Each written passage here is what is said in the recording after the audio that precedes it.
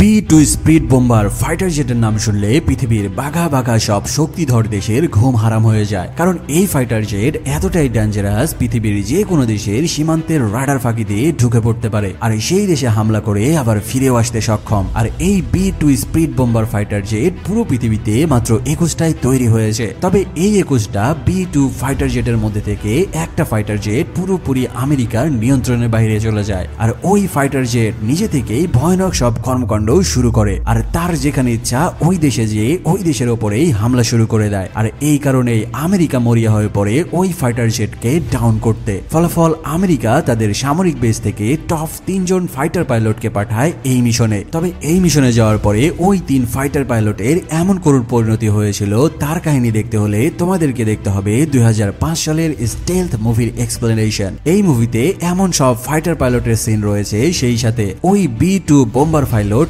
এমন সব পাগলামো কাজকর্ম করতে থাকে, তা দেখার পরে তোমার মাথাও ঘুরতে শুরু করবে। সেই সাথে এই মুভি দেখার পরে এই B2 বোম্বার ফাইটার জেটের ফ্যান হতে তুমিও বাধ্য হবে। তো চলো আর কোনো প্যাচাল না বাড়িয়ে একটি করে সাবস্ক্রাইব করে দিয়ে শুরু করি আজকের মুভির এক্সপ্লেনেশন। মুভির শুরুতেই আমরা 3টা ফাইটার জেটকে আকাশে উঠতে দেখতে পাই, যেখানে দেখা যায় ওই 3টা ফাইটার জেট এক বিশাল পাহাড়ের মধ্যে দিয়ে বারবার পেট্রোলিং করতে করতে তাদের লক্ষ্যবস্তু ধ্বংস করার চেষ্টা করছিল। তারা ওই পাহাড়ের এরিয়ার মধ্যে ঢুকে পড়ার সাথে সাথে সেখানে সেট করে রাখা মিসাইল রাডার অ্যাক্টিভ হয়ে যায় আর সেই রাডার টার্গেট লক করে নিয়ে ওই রাডার থেকে প্লেনের দিকে মিসাইল লঞ্চ করে দেয়। ফলাফল ওই 3 পাইলট পড়ে যায় ওই রাডারে থাকা মিসাইলের টার্গেটে। এভাবে তারা এক ভয়ঙ্কর ডগ ফাইট করতে করতে অবশেষে একজন পাইলট ওই 2টা মিসাইলকে পাহাড়ের সাথে ধাক্কা লাগিয়ে ধ্বংস করতে সক্ষম হয় আর এই যাত্রায় সে নিজেকে বাঁচিয়ে নেয়। এরপর সে তার প্লেন থেকে ভয়ঙ্কর 2টা মিসাইল লঞ্চ করে দেয় সেখানে থাকা একটি রাডার ট্রাককে টার্গেট করে আর তারপর সেই ট্রাককে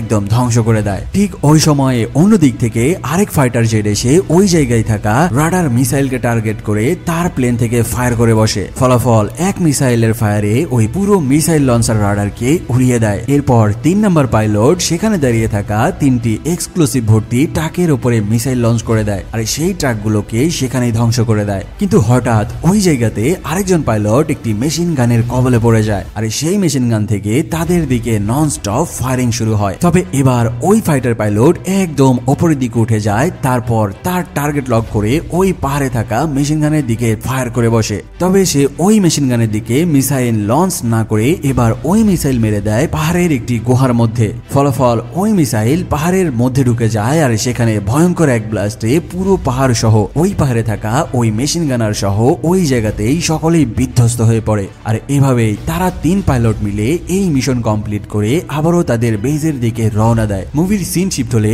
আমরা আমেরিকার একটি সামরিক বেজ দেখতে পাই আর সেই বেজের মধ্যে আমরা 3 জন ফাইটার পাইলটকে দেখতে পাই। মূলত এই 3 ফাইটার পাইলট কিছুক্ষণ আগেই এই মিশন পরিচালনা করছিল। এখানে তোমাদেরকে এই 3 ফাইটার পাইলটের সাথে পরিচয় করিয়ে দেই। প্রথম পাইলটের নাম হচ্ছে লেফটেন্যান্ট বেন গ্যানন, দ্বিতীয় পাইলটের নাম হচ্ছে লেফটেন্যান্ট হেনরি পার্ডেল আর 3 নম্বর এই সুন্দরী পাইলটের নাম হচ্ছে লেফটেন্যান্ট কারা ওয়াইট। যাই হোক, কিছুক্ষণ আগে তোমরা এই 3 ফাইটার পাইলটের যে মিশনের কাহিনী দেখলে, এটা ছিল তাদের জন্য একটা ডেমো মিশন, মানে বলতে পারো এটা ছিল তাদের জন্য একটি টেস্টিং মিশন। এবার তাদের এই পুরো মিশন অ্যানালাইসিস করার পরে তাদের কর্পোরাল অফিসার 3 জনকে এক জায়গায় ডেকে বলতে থাকে, তোমরা এই মিশনে পাস করে গেছো, তাই তোমাদেরকে সিলেক্ট করা হয়েছে আমাদের পরবর্তী এক মিশনের জন্য, যেখানে তোমাদেরকে এক ভয়ঙ্কর টেরোরিস্টকে সহ তার পুরো বিল্ডিং উড়িয়ে দিতে হবে। আর এই কারণে তোমাদেরকে আমেরিকা থেকে 300 কিলোমিটার দূরের আটলান্টিক মহাসাগরের মধ্যে আমাদের সামরিক বেজে ট্রেনিং নিতে হবে। ফলাফল তাদের মিশন বুঝিয়ে দেওয়ার পরে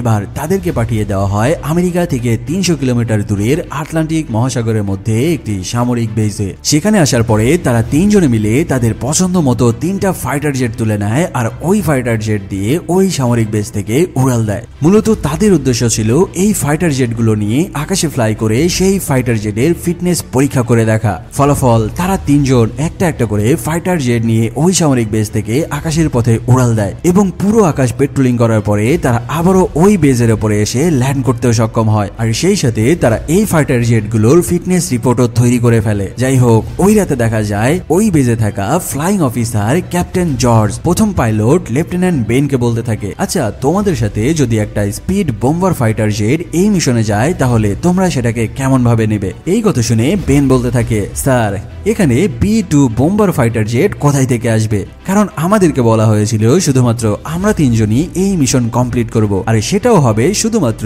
চতুর্থ জেনারেশনের একটি ফাইটার জেট দিয়ে। তবে ঠিক ওই সময়ে বেন দেখতে পায় যে তাদের আকাশ কাঁপিয়ে তাদের দিকে এগিয়ে আসছে একটি ফাইটার জেট, আর কিছুক্ষণের মধ্যেই ওই ফাইটার জেটটি এসে বেনের সামনে ওই সামরিক বেজের ওপরে ল্যান্ড করে। বাকি দুই পাইলটকে ভেতরে নিয়ে যাওয়ার পরে আর ওই B2 বোম্বার ফাইটার জেটের সামনে দাঁড় করিয়ে এবার তাদের তিনজনকে এই ফাইটার জেটের সাথে পরিচয় করিয়ে দেওয়া হয়। সেখানে ফ্লাইং অফিসার ক্যাপ্টেন জর্জ বলতে থাকে যে এটা হলো আমাদের সবথেকে আধুনিক ফিচার সম্পন্ন একটি ফাইটার জেট, আর এই ফাইটার জেটের মধ্যে রয়েছে AI প্রযুক্তি, আর এই ফাইটার জেটের নাম হলো B2 বোম্বার ফাইটার জেট। আর এই ফাইটার জেটের সবথেকে ভয়ঙ্কর এবং মজার ব্যাপার হচ্ছে এই ফাইটার জেটের মধ্যে কোনো পাইলট থাকে না, মানে যে কোনো মিশনে যে কোনো দেশের রাডার ফাঁকি দিয়ে ওই দেশে ঢুকে হামলা করতে এই ফাইটার জেট একাই যথেষ্ট।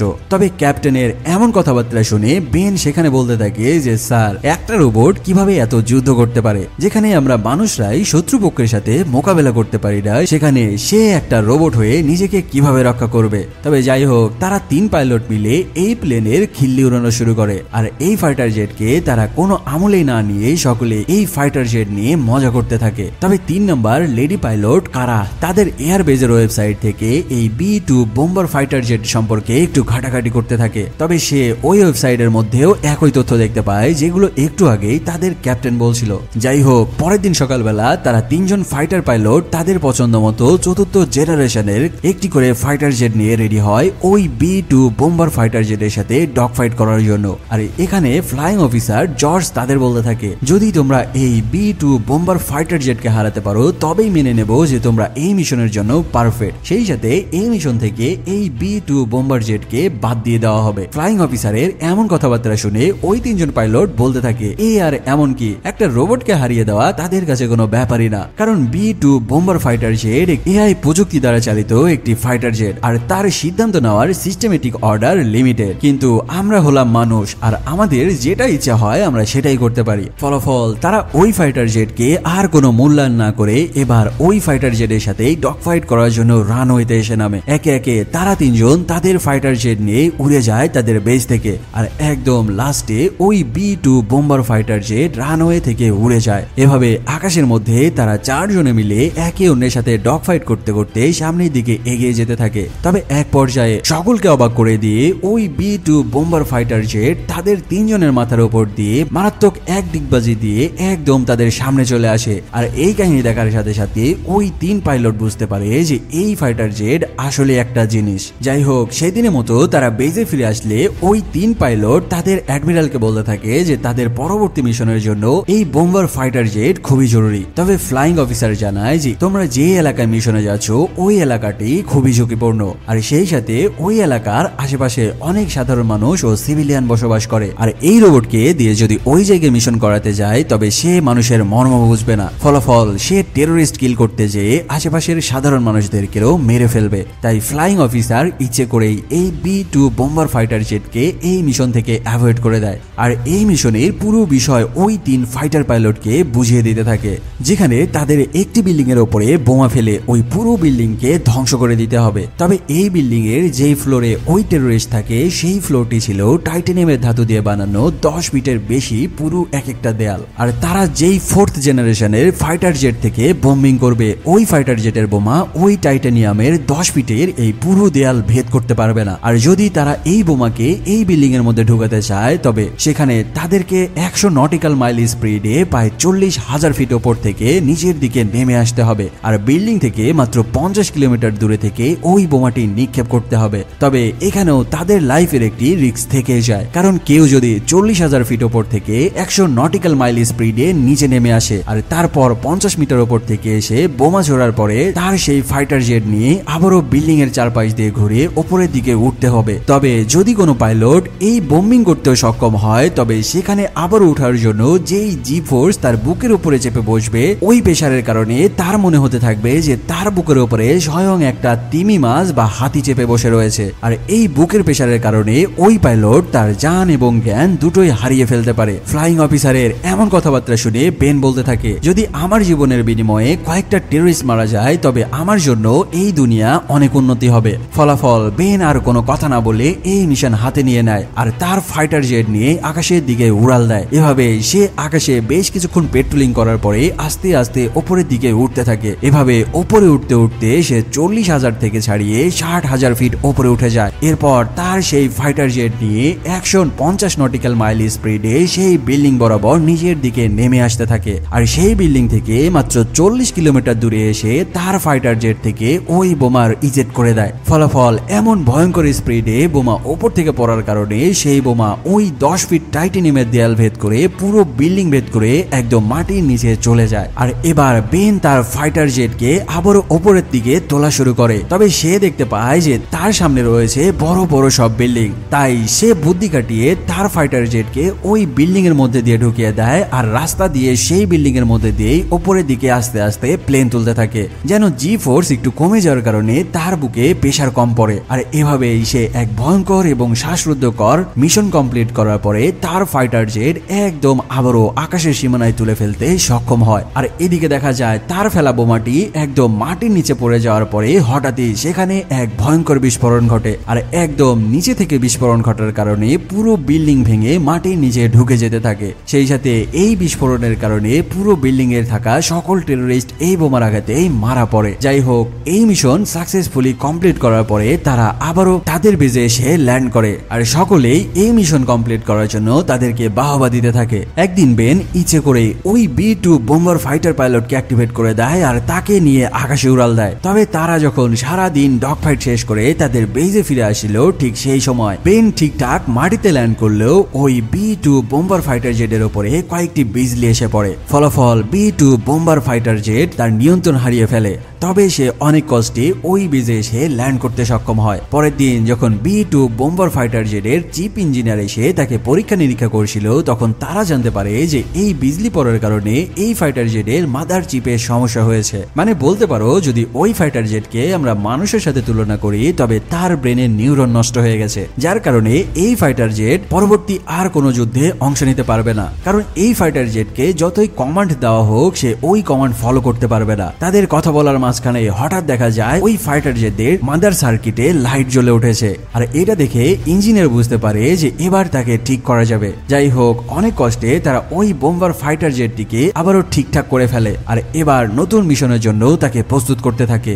এর বেশ কিছুদিন পরে ফ্লাইং অফিসার ক্যাপ্টেন জর্জ তাদের 3 ফাইটার পাইলটকে ডেকে এক জায়গায় করে আর তাদের একটি নতুন মিশন বুঝিয়ে দেয়। আর এখানে তাদের এই মিশনে যেতে হবে তাজিকিস্তানে। সেখানে তাদেরকে জানানো হয় যে তাজিকিস্তানের ভয়ঙ্কর টেররিস্টরা তাদের মিসাইল লঞ্চার রেডি করেছে আমেরিকার উপরে আক্রমণ করার জন্য। ফলাফল তাদের সাথে এবার এই মিশনে যাবে B-2 বোম্বার ফাইটার জেট। তবে বেন তার ফ্লাইং অফিসারকে বলতে থাকে যে স্যার, এই B-2 বোম্বার ফাইটার জেটকে আমার কোনোভাবে বিশ্বাস হয় না, কারণ সে যে কোনো সময় নষ্ট হয়ে যেতে পারে। আর যদি তার কমান্ড এলোমেলো হয়ে যায় তবে বুঝতেই পারছেন সে এক ভয়ঙ্কর লঙ্কাকাণ্ড ঘটিয়ে বসবে। কারণ কিছুদিন আগে তার মাথায় বিজলি পড়ার কারণে তার কমান্ড সিস্টেম নষ্ট হয়ে গেছিল। এভাবে যদি যুদ্ধে যাওয়ার পরে কোনোভাবে দুর্ঘটনার কবলে পড়ে তার কমান্ড উল্টাপাল্টা হয়ে যায় তবে সে খুবই ভয়ঙ্কর কর্মকাণ্ড করবে। তবে ফ্লাইং কমান্ডার তাকে আশ্বস্ত করে যে সে কোনোভাবেই তাদের ক্ষতি করবে না, কারণ তার পুরো কন্ট্রোল থাকবে আমাদের বেজের সৈনিকদের হাতে। এখানে তোমাদের একটি অ্যাপের সম্পর্কে বলি, যার অফিসিয়াল পার্টনার PSG এবং সেরিয়া। 22 মার্চ থেকে শুরু হয়েছে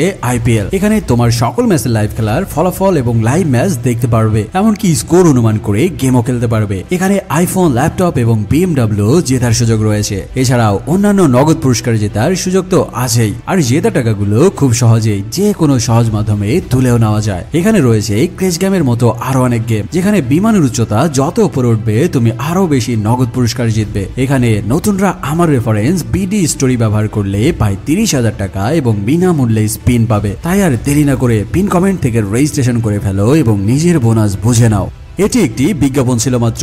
এখানে আর্থিক ক্ষতির সম্ভাবনা রয়েছে, তাই এই সকল সাইটে ইনভেস্ট করার আগে জেনে বুঝে বা নিজ দায়িত্বে ইনভেস্ট করার অনুরোধ রইল। ফলাফল মিশন বুঝে নেওয়ার পরে পরের দিন তারা তিনজনে একে একে সামরিক বেস থেকে আকাশের পথে উড়াল দেয় তাজিকিস্তানের উদ্দেশ্যে। সবার শেষে B-2 ফাইটার জেট পানির নিচ থেকে উঠে আসে আর সেও ওই বেস থেকে ফাইটার জেট গুলোকে দেখে দেখে তাদের দিকে যাওয়া শুরু করে। তারা যখন ফ্লাই করে তাজিকিস্তানের আকাশে পেট্রোলিং করছিল, ঠিক ওই সময়ে বেন নিজে দেখতে পায় যে এখানে বিদ্রোহী জনগোষ্ঠীদের সাথে কিছু সিভিলিয়ান সাধারণ নাগরিক একটি গ্রামে রয়েছে। তাই বেন এই কাহিনী দেখার পরে তার কমান্ডারকে বলতে থাকে যে স্যার, এখানে একটি পুরো গ্রাম রয়েছে, আর আমরা যদি ওপর থেকে বোম্বিং করি তবে ওই টেরোরিস্টদের সাথে সাথে এখানে থাকা সাধারণ একটি গ্রামের হাজার খানেক মানুষ মারা যাবে। তাই আমি চাই না এই কয়েকজন টেরোরিস্টের জন্য এই গ্রামের কয়েক হাজার মানুষ মাটির সাথে মিশে যাক। ফলাফল এই ঘটনা শোনার পরে ফ্লাইং অফিসার তাদেরকে অর্ডার করে এই মিশন অ্যাভয়েড করে ফিরে আসার জন্য, কারণ তারা জানতো না যে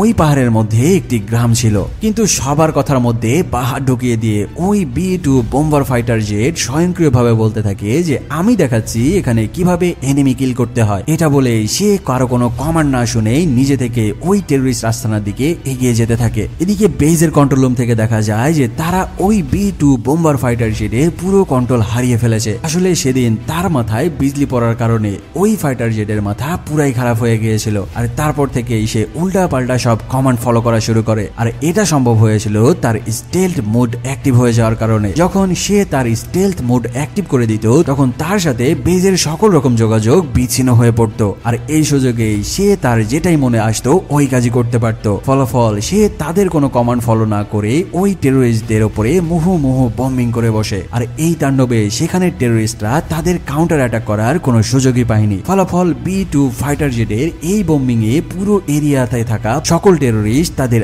আস্তানার সাথে মাটির সাথে মিশে যেতে থাকে। তবে এখানে বেন ওপর থেকে দেখতে পায় যে এই B-2 বোম্বার ফাইটার জেটের বোম্বিং এর কারণে সেখানে বিশাল এক পাহাড়ের ধস নেমে এসেছে, আর এই পাহাড় ধসে ওই পাহাড়ের নিচে গ্রামের উপরে আশ্রে পড়তে থাকে। ফলাফল পুরো পাহাড়ের চাপা খেয়ে ওই পুরো গ্রাম পাহাড়ের নিচে তলিয়ে যায়। এই কাজ করে তারা তিনজন যখন ফিরে আসছিল, বেন B-2 বোম্বার ফাইটার জেটকে বলতে থাকে তুমি রোবট হয়েছে বলে নিজের যেটা ইচ্ছা সেটা করতে পারো না, তোমার কারণে আজকে কয়েক হাজার নিরীহ মানুষ মারা গেল। তবে এবার ওই ফাইটার জেট আর কোনো উত্তর না দিয়ে এবার তার রুট পরিবর্তন করে রাশিয়ার দিকে যেতে থাকে। যখন কন্ট্রোল রুম থেকে তারা দেখতে পায় যে তাদের সেই ফাইটার জেট এবার রাশিয়ার দিকে ঘুরে গেছে, তখন তাদের আর বুঝতে বাকি থাকে না যে সে আমেরিকার সাথে রাশিয়ার ভয়ঙ্কর এক যুদ্ধ বাঁধাতে চলেছে। কন্ট্রোল রুম থেকে তাকে বারবার সিগন্যাল দেওয়া হয় আমেরিকার দিকে ফিরে আসার জন্য। তবে ওই B-2 বোম্বার ফাইটার জেট এবার বেজে রিপ্লাই দেয় সে এখন রাশিয়ার রাডার ফাঁকি দিয়ে রাশিয়ার উপরে হামলা করে বসবে। এই কাহিনী দেখে আমেরিকার বেজে থাকা সকলের মাথা ঘুরে ওঠে, কারণ এটা সে কিভাবে করতে পারে। তারা যেই ফাইটার পাইলটকে নিজেই বানিয়ে নিজেরাই নিয়ন্ত্রণ করে, এখন সেই ফাইটার জেট তাদের নিয়ন্ত্রণের বাইরে চলে গেছে। আসলে ওই ফাইটার জেটের মধ্যে ছিল AI টেকনোলজি, সব থেকে আধুনিক প্রযুক্তি। তবে সেদিন বিজলি পড়ার কারণে তার সকল সিস্টেম উল্টাপাল্টা হয়ে গিয়েছিল, আর এই কাহিনীগুলো বেজে থাকা কন্ট্রোল রুমের আর্মিরা আসলে ধরতেই পারেনি। ফলাফল বেজে থাকা কন্ট্রোল রুমের অফিসাররা আর কোনো দেরি না করে ফ্লাইং অফিসার ওই 3 ফাইটার পাইলটকে অর্ডার দেয় দ্রুত যেভাবেই হোক এই B-2 বোম্বার জেটকে মিসাইল মেরে ধ্বংস করে দেওয়ার জন্য, কারণ এই ঘাটতারা বিমান যেই উল্টাপাল্টা কাজ করা শুরু করেছে তার কারণে পুরো আমেরিকা বিপদের মুখে পড়তে চলেছে। ফলাফল ওই 3 ফাইটার পাইলট মিলে ওই B-2 বোম্বার ফাইটার জেটকে নিউট্রাল করার জন্য তার সাথে শুরু করে মারাত্মক রকমের ডগ ফাইট। তবে তারা যত দ্রুত তার কাছে যাওয়ার চেষ্টা করতে থাকে, ওই B-2 বোম্বার ফাইটার জেট তাদের ফাঁকি দিয়ে সামনের দিকে এগিয়ে যেতে থাকে। এভাবে ডগ ফাইট করতে করতে দ্বিতীয় পাইলট লেফটেন্যান্ট হেনরি একদম ওই B-2 বোম্বার ফাইটার জেটের কাছে চলে আসে, আর সুযোগ বুঝে টার্গেট লক করে নিয়ে সে তার প্লেন থেকে একটি মিসাইল মেরে দেয়। তবে ওই ফাইটার জেট ওই মিসাইলকে পাশ কাটিয়ে সেখান থেকে বেরিয়ে যায়, আর সেই মিসাইল যে পাহাড়ের গায়ে লেগে এক বিস্ফোরণ ঘটে, আর এই বিস্ফোরণের কারণে লেফটেন্যান্ট হেনরি তার সামনে কিছুই দেখতে পায় না। ফলাফল তার ফাইটার জেট যে পাহাড়ের সাথে মুখোমুখি সংঘর্ষ হয়, আর একদম মুখোমুখি ধাক্কা লাগার কারণে হেনরি তার পুরো ফাইটার জেট নিয়ে ওই জায়গাতে বিধ্বস্ত হয়ে মারা যায়। চোখের সামনে তাদের একজন টিমমেটকে হারিয়ে বেন এবং কারা বুঝতে পারে যে এই B-2 বোম্বার ফাইটার জেট এক ভয়ঙ্কর রূপ ধারণ করেছে। তবে এবার কারা ওই B-2 বোম্বার ফাইটার জেটকে ডাউন করতে যেয়ে হঠাৎ তার উইংস এর মধ্যে সমস্যা দেখা দেয়। কারা বুঝতে পারে যে তার প্লেনের নিয়ন্ত্রণ তার বাহিরে চলে যাচ্ছে। যখন কারা বুঝতে পারে যে এই প্লেন নিয়ে আর কোনোভাবেই এই 80,000 ফিট উপর থেকে মাটিতে ল্যান্ড করা সম্ভব নয়, এবার সে ওই প্লেনের মধ্যে থেকে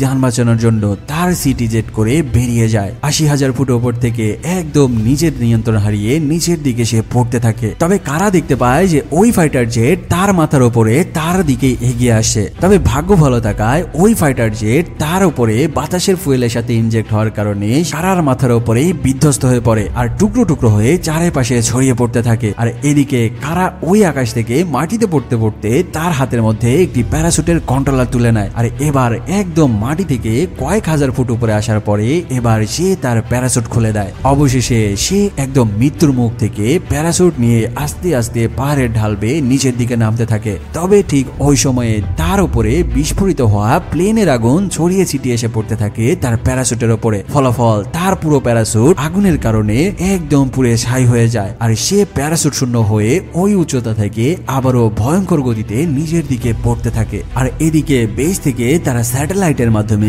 শুধুমাত্র কারার এই করুণ পরিণতি দেখে যাচ্ছিল, কারণ তাদের হাতে আর করার মতো কিছুই ছিল না। একদিকে তারা B-2 বোম্বার ফাইটার জেটে নিয়ন্ত্রণ হারিয়ে ফেলেছে, অন্যদিকে তাদের ফাইটার পাইলট গুলো এক একজন করুণ পরিণতিতে পতিত হচ্ছে। যাই হোক, কারা তার প্যারাসুট হারিয়ে এবার একটি গাছের মধ্যে এসে পড়ে। আর গাছের ডালপালার সাথে বাড়ি খেতে খেতে অবশেষে তার প্যারাসুটের দড়ি একটি গাছের ডালের সাথে ঝুলে যায়। এরপর অবশেষে সে একদম বিধ্বস্ত অবস্থায় ওই প্যারাসুটের দড়ি খুলে দেয় আর মাটিতে এসে পড়তে সক্ষম হয়। কিন্তু আমেরিকার কন্ট্রোল অফিসাররা কারার লোকেশন ট্র্যাক করে জানতে পারে কারা যেই দেশে ল্যান্ড করেছে ওই দেশের নাম হলো নর্থ কোরিয়া। মানে বুঝতেই পারছো নর্থ কোরিয়া কি ভয়ঙ্কর রকমের জিনিস। অন্যদিকে দেখা যায় B-2 বোম্বার ফাইটার জেটের ফুয়েল শেষ হয়ে যাওয়ার কারণে তার পাশে ঘুরতে থাকা একটি ফুয়েল স্টেশনে যায় আর ওই জায়গাতে সে ফুয়েল ইনজেক্ট করার চেষ্টা করতে থাকে। তবে বেস থেকে সিস্টেমেটিক্যালি আগে ওই ফুয়েল স্টেশনকে অর্ডার করা হয়েছিল যে B-2 ফাইটার জেট যেন ওই ফুয়েল স্টেশন থেকে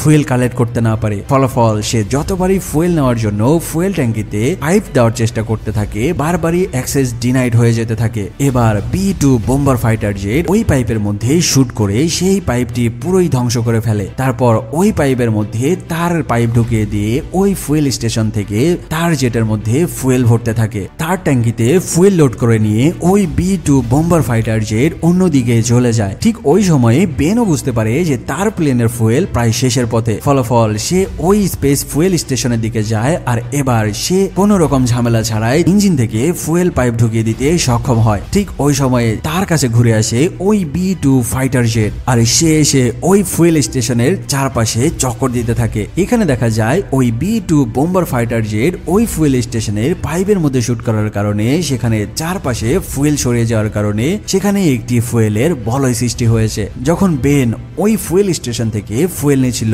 ঠিক ওই সময়ে B-2 বোম্বার ফাইটার জেট ওই ফুয়েলের মধ্যে থেকে এক ভয়ঙ্কর ভাবে উড়ে যায়। ফলাফল তার বাতাসের গতির কারণে ওই ফুয়েলের সংঘর্ষে সেখানে আগুন জ্বলে যায় আর আগুন ছড়িয়ে পড়তে থাকে তার চারপাশে। এই কাহিনী দেখেই বেন বুঝতে পারে যে এই B-2 বোম্বার ফাইটার জেট তাকে মেরে ফেলার জন্য এই কাজ করেছে। ফলাফল সে আর ফুয়েল না নিয়ে ওই বলের মধ্যে থেকে বেরিয়ে আসার চেষ্টা করতে থাকে আর একদম লাস্ট সময়ে সে ওই বলয়ের মধ্যে থেকে বেরিয়ে আসতে সক্ষম হয়। ওই আগুন আস্তে আস্তে ফুয়েলের সাথে সাথে ফুয়েলের স্টেশনে ছড়িয়ে যায় আর সেখানে ভয়ঙ্কর এক রকমের ব্লাস্ট হয়ে পুরো ফুয়েল স্টেশন উড়ে যায়। অন্যদিকে কারা এসে পড়ে নর্থ কোরিয়ার উপরে। সে মাটিতে নামার পরে আগে নালার মধ্যে নেমে পেট ভরে পানি খেয়ে নেয়। তারপর আশেপাশে দেখতে পায় যে ওই দেশের নাগরিকরা তার দিকে এগিয়ে আসে। ফলে সে ওই জায়গা থেকে লুকিয়ে একটি পাহাড়ের আড়ালে আশ্রয় নেয়। তবে হঠাৎ সে দেখতে পায় যে তার সামনে দাঁড়িয়ে রয়েছে একটি ছোট্ট মেয়ে। তবে ওই বাচ্চাটিকে সে বোঝানোর আগেই সেই বাচ্চাটি চেঁচামেচি শুরু করে দেয়। ফলে যান বাঁচাতে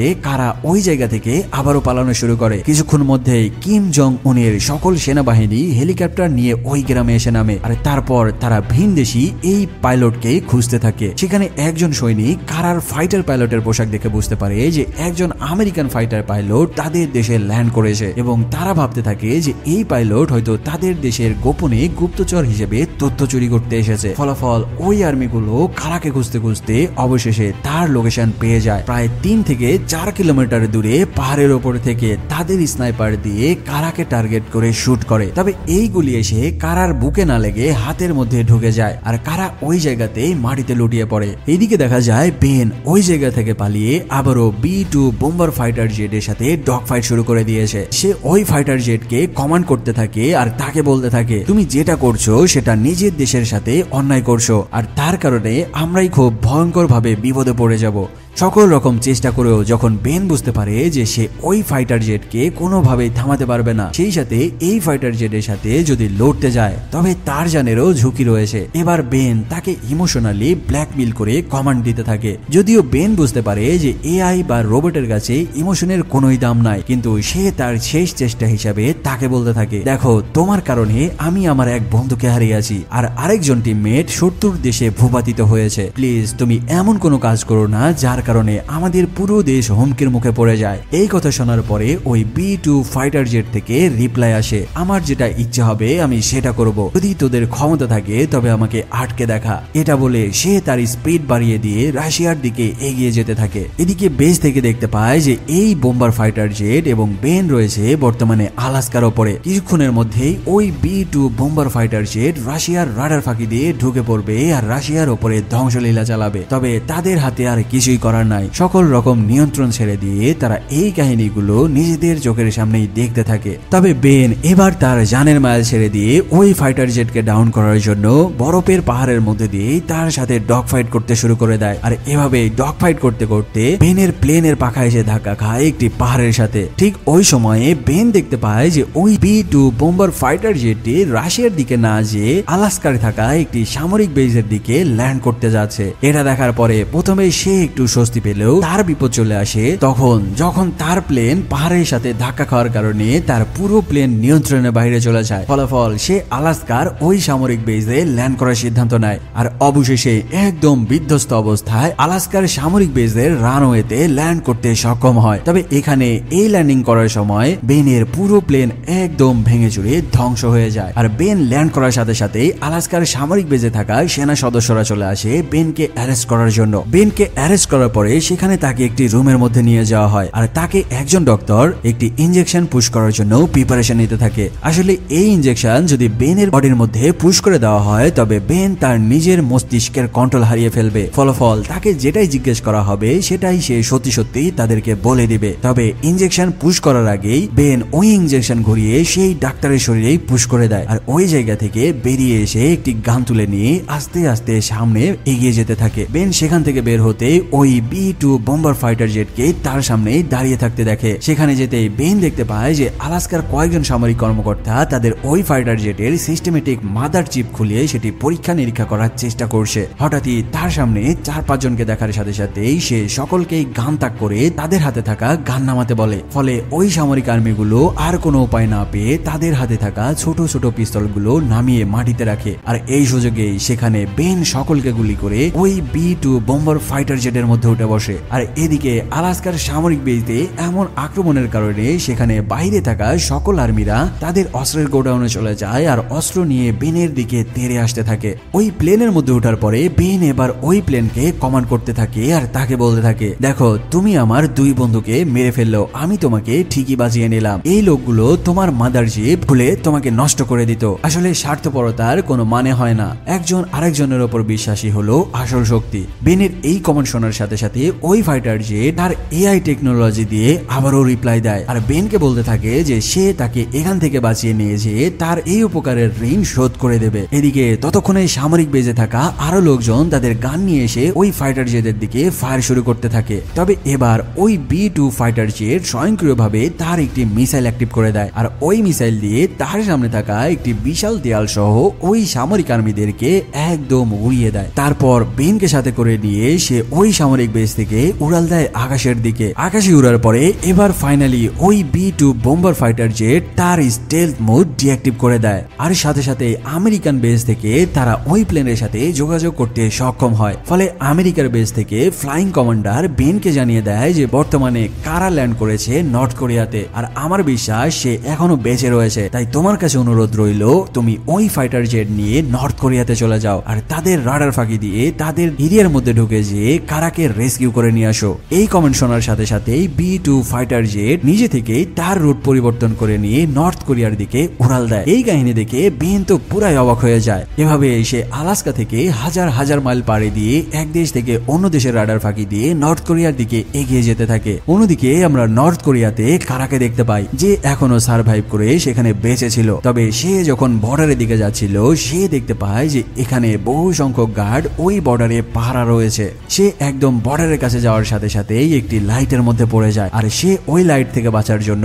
একটি পানির মধ্যে নেমে যায়। ওই গার্ডটি এবার লাইট ঘুরিয়ে যখন পানির কাছে নিতেই সে দেখতে পায় যে ওখানের পানি নড়াচড়া করছে। ওই গার্ড বুঝে যায় যে এখানে কেউ না কেউ অবশ্যই রয়েছে। ফলাফল সে সবাইকে অর্ডার করে ওই পানির দিকে ফায়ার করতে। তবে তারা যখন ওই পানির আশেপাশে ফায়ার করতে থাকে এবার ওখানে লুকিয়ে থাকা কারা তাদের সামনে পড়ে যায়। একে একে 20-25 জন নর্থ কোরিয়ার আর্মি এগিয়ে আসতে থাকে কারার দিকে। শুধু এটাই নয়, তাদের সাথে ডগ স্কোয়াডের একটি টিম কারাকে ধরার জন্য এগিয়ে আসতে থাকে। মানে বুঝতেই পারছো নর্থ কোরিয়ার সিকিউরিটি বলে কথা। তারা যখন কারাকে এক প্রকার ধরেই ফেলবে ঠিক ওই সময়ে ওই B-2 ফাইটার জেট রাডার ফাঁকি দিয়ে ঢুকে পড়ে নর্থ কোরিয়ার মধ্যে আর সেখানে থাকা সকল আর্মিদের উপরে মোহ ফায়ারিং শুরু করে। আশেপাশে সকল ক্যাম্পগুলোতে বোম্বিং করে ধ্বংস করে দেওয়ার পরে এবার ওই B-2 bomber fighter jet finally মাটিতে ল্যান্ড করে আর বেনকে কমান্ড করে তার ভেতর থেকে নেমে যে কারাকে ওখান থেকে তুলে তার ফাইটার জেটের মধ্যে তুলে নেওয়ার জন্য। ফলাফল ওই প্লেন মাটিতে ল্যান্ড করার সাথে সাথেই বেন